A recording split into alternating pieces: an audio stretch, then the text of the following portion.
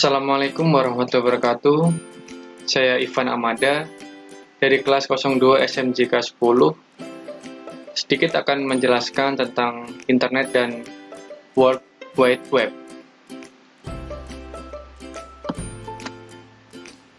Yang pertama, internet. Internet singkatan dari Interconnected Computer Network, atau bisa didefinisikan sebagai jaringan komputer yang tiada batas yang menjadi penghubung pengguna komputer satu dengan pengguna komputer lainnya, serta dapat berhubungan dengan komputer di sebuah wilayah ke wilayah di penjuru dunia, di mana di dalam jaringan tersebut mempunyai berbagai macam informasi serta fasilitas layanan internet, browsing, atau surfing. Internet merupakan evolusi dari ARPANET yang dikembangkan pada tahun 1969 oleh Advanced Research Project Agency dari Departemen Pertahanan Amerika Serikat. Hal itu merupakan jaringan paket switching yang pertama kali beroperasi. ARPANET beroperasi di 4 lokasi. Sekarang, jumlah host telah mencapai ratusan juta. Jumlah pengguna mencapai miliaran dan jumlah negara yang berpartisipasi mencapai 200. Jumlah koneksi internet terus bertambah secara eksponensial. Tujuan internet adalah saling menghubungkan sistem yang disebut dengan host, contoh PC, workstation, service, mainframe, dan lain-lain. Sebagian besar host yang menggunakan internet terhubung dalam jaringan network seperti LAN (Local Area Network), WAN (Wide Area Network). Jaringan ini dihubungkan dengan router. Masing-masing router terdiri dari 2 jaringan atau lebih. Beberapa host seperti mainframe atau server berhubungan langsung dengan router tanpa melalui jaringan. Pada dasarnya, internet beroperasi sebagai berikut. Yang pertama, host mengirimkan data ke host lainnya. Selanjutnya, host memecahkan data untuk dikirim melalui urutan paket. Masing-masing paket mencakup sebuah alamat numerik dari host tujuan. Alamat ini mengacu pada IP. Berdasarkan alamat tujuan ini, masing-masing paket berjalan melalui serangkaian router dan jaringan dari sumber ke tujuan. Arsitektur internet. Pertama, central office adalah tempat di mana perusahaan telepon mengakhiri jalur pelanggan dan menempatkan perlengkapan pengalian untuk saling menghubungkan jalur atau customer premise equipment. GPA, perlengkapan telekomunikasi yang ditempatkan pada tempat pelanggan atau lokasi fisik, bukan ditempatkan provider ataupun di antara keduanya. Perangkat telepon, modem, kontak TV kabel, dan perut jalur pelanggan digital merupakan contoh-contohnya. Secara historis, istilah ini mengacu pada perangkat yang ditempatkan pada jalur telepon milik pelanggan akhir dan biasanya dimiliki oleh perusahaan telepon. Sekarang hampir semua perangkat pengguna akhir dapat disebut dengan customer premise equipment dan dapat dimiliki oleh pelanggan atau provider.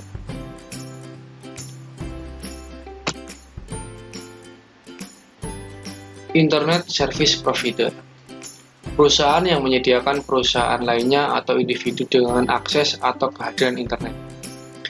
ISP yang memiliki perangkat dan akses jalur telekomunikasi membutuhkan POP pada internet untuk area geografis yang dilayani.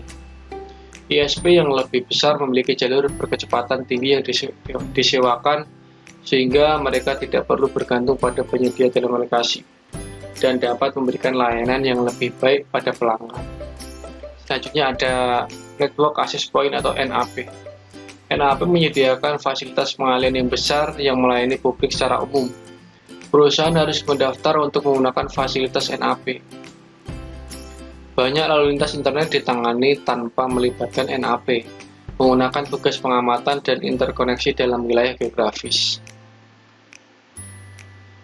Selanjutnya ada NSP, Network Service Provider. Perusahaan yang menyediakan layanan backbone ke sebuah internet service provider atau ISP. Umumnya ISP berhubungan dengan sebuah titik yang disebut dengan Internet Exchange ke sebuah ISP regional yang nantinya berhubungan dengan sebuah NSP backbone.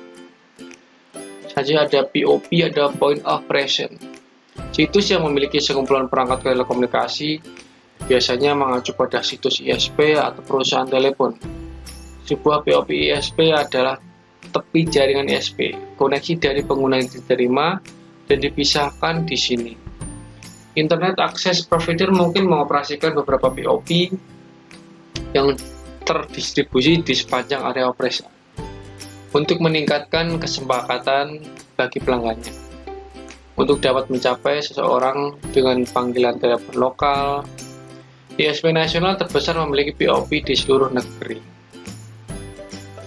Ya, ini adalah gambaran global ISP dengan regional ISP juga. Langsung ke base station, ada juga LED government network, dan di sampingnya juga ada LED corporate network. Oke, kita lanjut ke internet address. Internet address, sebuah alamat IP singkatan dari alamat internet protokol, adalah angka yang secara unik mengidentifikasi setiap komputer atau perangkat yang terhubung internet. Alamat IP biasanya terdiri dari 4 kelompok angka, masing-masing dipisahkan oleh suatu periode. Jumlah setiap kelompok adalah antara 0 sampai 255. Sebagai contoh, angka 72, 14, 207, 99 adalah alamat IP. Setiap nama domain mengandung top level domain, yang merupakan bagian terakhir dari nama domain. Sebuah TLD generik seperti .com pada gambar di atas mengidentifikasi jenis organisasi yang berhubungan dengan domain, server internet, dan bagian dari nama domain yang seringkali tidak diperlukan. Organisasi yang memberikan dan mengendalikan top level domain adalah Internet Corporation, ditugaskan nama dan nomor.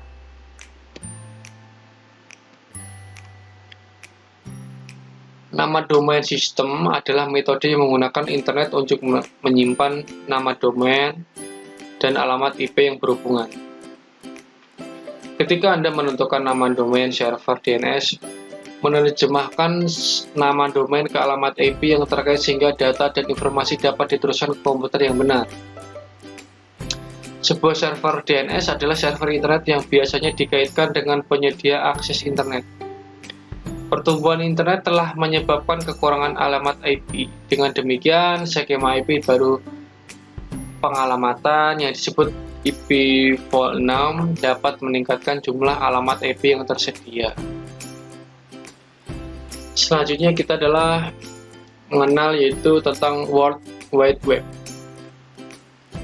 WWW adalah suatu sarana pembagian informasi antara pengguna jaringan komputer. Dengan adanya World Wide Web, maka informasi berupa tulisan, gambar, suara, dan video dapat diberikan kepada orang lain sehingga memungkinkan terjadinya pertukaran pengetahuan atau pembagian pekerjaan. World Wide Web, biasanya disingkat WWW, adalah salah satu dari sekian banyak layanan yang ada di internet. Layanan ini paling banyak digunakan di internet untuk menyampaikan informasi secara atau bersifat mendukung multimedia. Artinya, informasi tidak hanya disampaikan melalui teks, tapi juga gambar, video, dan suara. Web server merupakan server internet yang mampu melayani koneksi transfer data dalam protokol HTTP. Web server merupakan hal yang terpenting dari server di internet dibandingkan server lainnya seperti server FTP server ataupun new server. Cara kerja WWW. Informasi web disimpan dalam dokumen yang disebut dengan halaman-halaman web. Webpack adalah file-file yang disimpan dalam komputer yang disebut dengan server-server web. Komputer-komputer membaca webpack disebut sebagai web client. Web client menampilkan pack dengan menggunakan aplikasi yang disebut dengan browser web. Browser web populer adalah Internet Explorer dan Aspect Navigator. Web browser atau browser adalah aplikasi atau software yang membuat User dapat mengakses dan melihat web page atau mengakses program web.